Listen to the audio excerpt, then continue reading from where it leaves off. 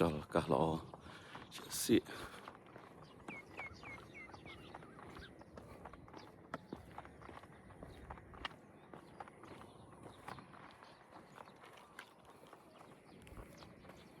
បាទវាស្រែក្រោយពីជ្រកាត់ខែ2បើសិនជាមានទឹកthì យើងអាចធ្វើបន្តម្ដងទៀតតែលើដោយសារទឹកអូវាជិតអស់ដែរហើយអញ្ចឹងគិតមកដល់ពេលនេះម៉ោងនេះថ្ងៃទី1ខែមីនាឆ្នាំ2026បាទអញ្ចឹងតាមខ្ញុំបានសាកសួរពីបងប្អូនតម្លៃស្រូវធម្មតាស្រូវស្រាលយ៉ាងហ្នឹងបាទOM ហ្នឹងគឺតម្លៃវាជិត700ជាងក្នុងមួយតោនស្រូវស្រស់អញ្ចឹងទោះបីជាតម្លៃយើងមើលទៅវាមិនសូវល្អបន្តិចមែនក៏ប៉ុន្តែបើយើងគិតអំពីការសម្ងួតបន្ថែមទៀតអញ្ចឹងគិតថាតម្លៃប៉ុណ្នេះ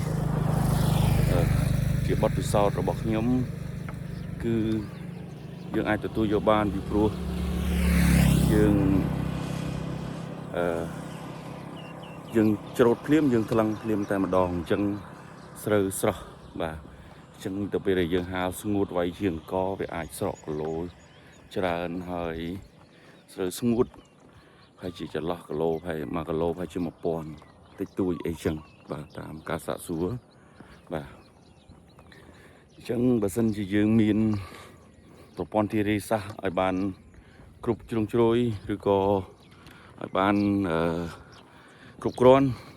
នោះបងប្អូនប្រជាពលរដ្ឋនឹងអាចធ្វើស្រែបានច្រើនដងបាទដូចនៅតំបន់នេះបាទគឺនៅក្នុងទីតាំង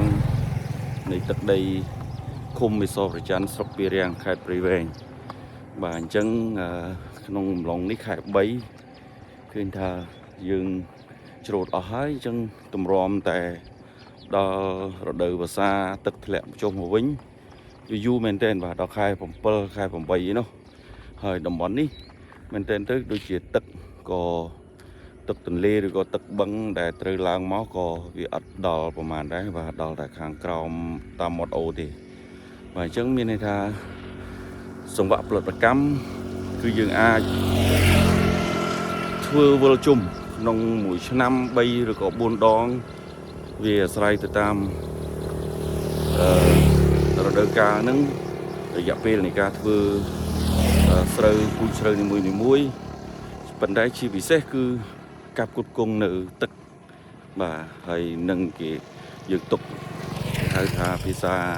បុរាណថាដាស់ដីឬក៏សម្ងួតដីអីជាដើមអញ្ចឹងនេះគឺជាចំណុចសក្តានុពលហើយក៏ជាឱកាសសម្រាប់យើងចូលរួមដើម្បីអភិវឌ្ឍហើយនឹងបង្កើននៅការកសាងនៅប្រព័ន្ធហេដ្ឋារចនាសម្ព័ន្ធកសិកម្មបាទ irrigation បាទដើម្បីឲ្យធ្វើជំរុញឲ្យមានផលិតកម្មឲ្យបានច្រើនដើម្បីជាខឿនសេដ្ឋកិច្ចក្នុងការអភិវឌ្ឍគ្រួសារក៏ដូចជាសង្គមហើយនឹងតំបន់ផងដែរតាមខេត្តនីមួយៗបាទសូមអរគុណ